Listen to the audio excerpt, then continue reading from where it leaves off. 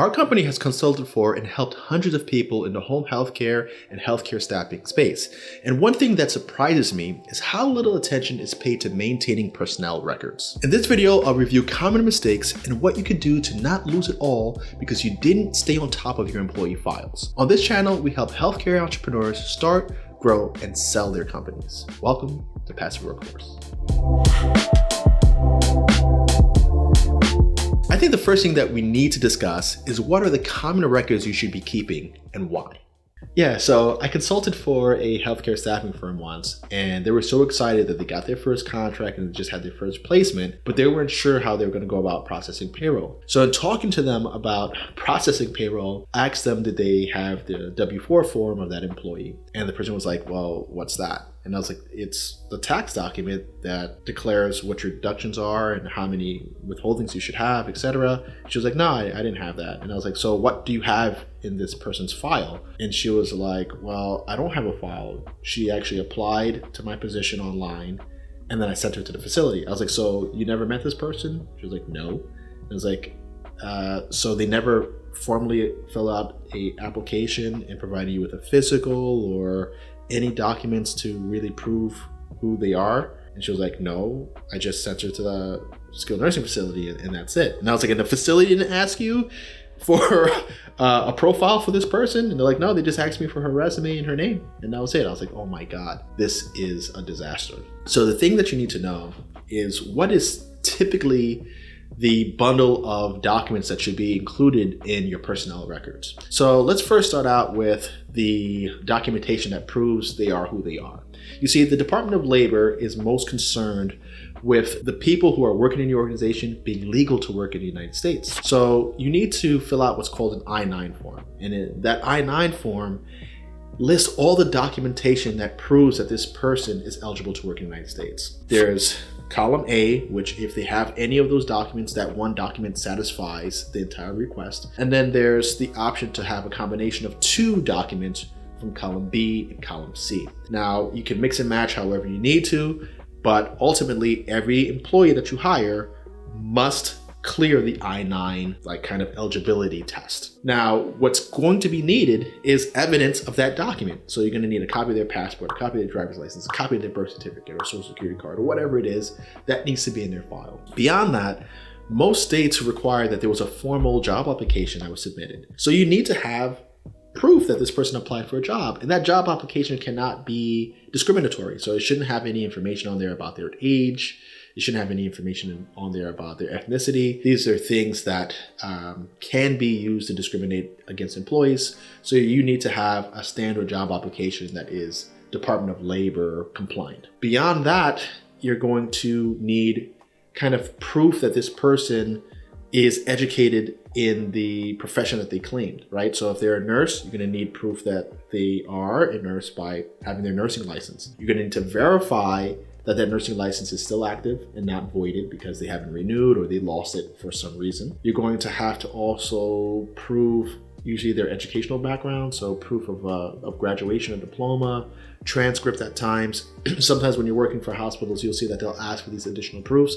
It really depends on what their internal policy is or what their credentialing body wants them to have on file, or even it can vary from state to state. Now, once you have proof that that person is eligible to work in the United States, eligible to work in that profession, there's going to be some documentation that is required from a medical standpoint. Remember, we're employing healthcare professionals, and the Department of Health is most concerned with making sure that people who are in facilities aren't getting sick from the employees. They don't want us transmitting tuberculosis. They don't want us transmitting the flu, etc. So each employee has to have an employee file or a medical record file that proves that they've been tested, that they are clear to work, free of diseases, have had all their immunizations done, and that immunization is current and still active. Like for us in the home healthcare space in New York particularly, on all of our employees, we drew a blood draw because our physical needs to show that this person's in fact currently immune. You can't just have an immunization record because some people's levels drop too low that they require a booster. So everybody has to get their blood drawn when they first start working for us. And if their levels are below Then we have them do a booster, and then we have a document that shows that in support of this blood draw and these labs, this is the booster, this person should be immune at this point, and that gets maintained in their record. So these are the things that you, at minimum, should have. You should have a physical data within the past year. You should have proof of immunization, whether it's going to be labs or an immunization card. You're going to need that for measles, mumps, rubella, rubeola, varicella. Some facilities require hepatitis B, not health B, hepatitis B. And of course, there's going to be others that require flu shot, COVID, etc. All of that needs to be in their file. The tuberculosis skin test needs to be in their file, data within a year.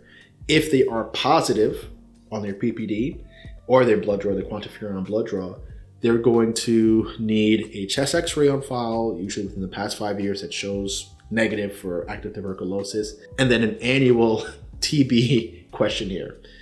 Those things will get them eligible to work in most facilities throughout the country. Now, the thing that you need to do is confirm that with your facility, and you also need to confirm that with your Department of Health website. If you just look at what are the requirements for personnel working in a facility in that particular state, you'll get a nice list of all that, and you'll be able to create your own checklist to ensure that everybody that you're hiring, you have this profile for.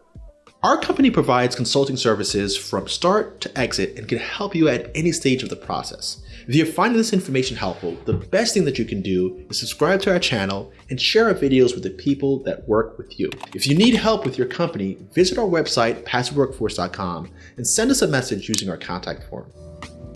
Now that you know what records you should be maintaining, it's wise that you consult with the facilities that you staff to make sure that their list of needs and your list of records are properly aligned. Now, when you first get your contracts, there's a conversation that you should be having with that facility, right? And if they're managed properly, this should happen. They're either going to have your employees come in and they're going to onboard and create the personal record and maintain that record in that facility. That's better facilities that have their own employee health. Their HR team is working closely with the agencies, and they're only using the agencies to bring bodies into the building. Other facilities, again, that are well managed, are going to give you a list of items that should be in that employee profile. And they're going to want you to send that profile and maintain that profile for every single employee that you bring into the building. So usually the relationship between the agency and the facility is something like, we have a contract in place, we know what the rate is, and here's our list of documents you need to send before someone can come here. And the director of nursing or somebody on their team is going to review the documents and say, this person's cleared, they're good to go, and then you can start scheduling them there. That's usually how it works. So if you're just starting a new contract with a new facility, talk to the director of nursing, talk to their head of human resources, or to the administrator, the people who were involved in negotiating the contract, and get clarity on what they expect from your organization in terms of the personnel record. And you should have your standard checklist that you collect these same documents from area because they're going to be the same. It's the driver's license, CPR, physical that's dated within the past year. You're going to have your own standard list because you're going to see that there's almost the same requirements in all facilities that you staff with, but then you should have supplementary list based on the needs of each facility, because they're going to tell you, well, we need X, Y, and Z document, and we need this sort of background check from this third-party system because that's just the one that we trust the most. And they're going to give you their list, and from that list, you'll create your own list, and you know that every single time that you're sending somebody that's going to that facility, you're going to have those documents included, and then you're going to maintain those documents over time. And the thing is, you don't want to be in a situation where your system is really crappy and you don't keep track of the expiration dates. You're going to have expiration dates on identification. You're going to have renewal dates on licenses. You're going to have expiration dates on physicals.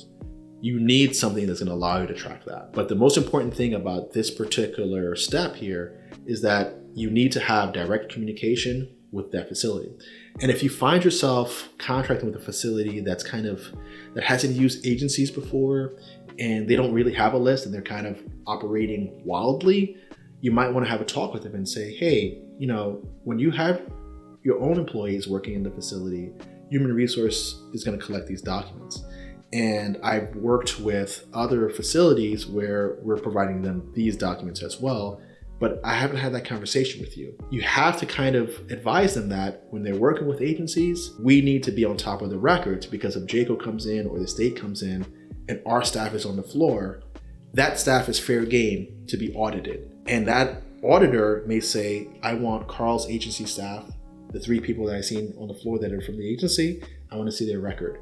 And we need to be able to produce it, and it needs to be accurate to the same standard as your internal employees. That right there will be something that differentiates you from any other agency in their building if they aren't at that point. Sometimes facilities are new to working with agencies and they haven't gone through that JACO audit yet to even discover that this is a deficiency that they're not managing properly.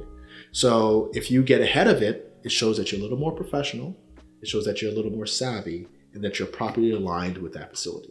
In order to keep on top of all these records, you need a solid system for storing these documents and tracking their expiration dates. I've spent hundreds of thousands of dollars building out our software, OnTime ITS, that allows us to do just that. It's built for home healthcare agencies and healthcare staffing companies, and it's really solid. Our software was really designed to first manage time and attendance for our organization. Remember, my start is in home healthcare and healthcare staffing. So we have people who are going to patients' homes that need to punch in and maintain their records. And we have people going into a bunch of facilities that need to do the same. And you have to think about, I got started in the days before the internet and applications were popular. So they either were, manual timesheets where people were kind of like filling out forms and that's getting faxed back and forth, or they were using like time clocks or time cards in a facility. And we need to tally up all those timesheets before running payroll. So of course, there'd be miscalculations. There's people's timesheets who showed up too late to meet payroll. It was a mess. So we started to build our own technical solution, which was just a mobile app to capture people's time and attendance at their facilities. And after that worked well for our company, we started to build on top of this app month after month, year after year. And now we have a full practice management solution for home healthcare, social adult daycare, and healthcare staffing companies that we license out to others. So in that system, we've built out a module to maintain employee records.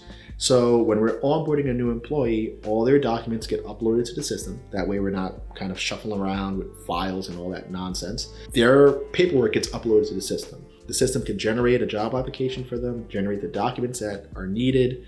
If you need to print out an entire profile and email it or fax it over or just have an auditor review it, you can do that. And every single document that you upload, you can either set it as a kind of permanent document, like a social security card doesn't expire, right? So that has no expiration date, you don't have to worry about that. But something like a physical that does expire, you could set the expiration date so the system will allow you to run a report to show you who's expiring that month. And that way you could get ahead of the expirations and you're not using some crazy spreadsheet that has hundreds of employees on it. It's a much better system to operate in that way. And we've built that to help our organization function more efficiently and of course to help others. So I highly recommend you check that out if you already are running your agency or if you're thinking about running your agency, because that one module within an entire system really helps for just that thing. We also are able to schedule and maintain your schedules. You're able to manage patients if you have patients. So some agencies, staffing agencies, are working with home care agencies and they're sending physical therapists to do visits and that sort of thing. So it's not just a building that they're sending people to work at, it's people's homes. And you could actually register patients and employees in your system and match them as well. So it has a bunch of features for all types of agencies. Highly recommended. Obviously, it's built from the perspective of an owner operator. So it's meant to be efficient. It's meant to be accurate. And it's a wonderful system. I haven't seen anything else like it on the market. I hope you understand how crucial your record keeping is. It can make or break your agency. And if you don't believe me, check out this video where I break down how a nursing home was almost shut down because their agency wasn't keeping up with their records, and neither were they.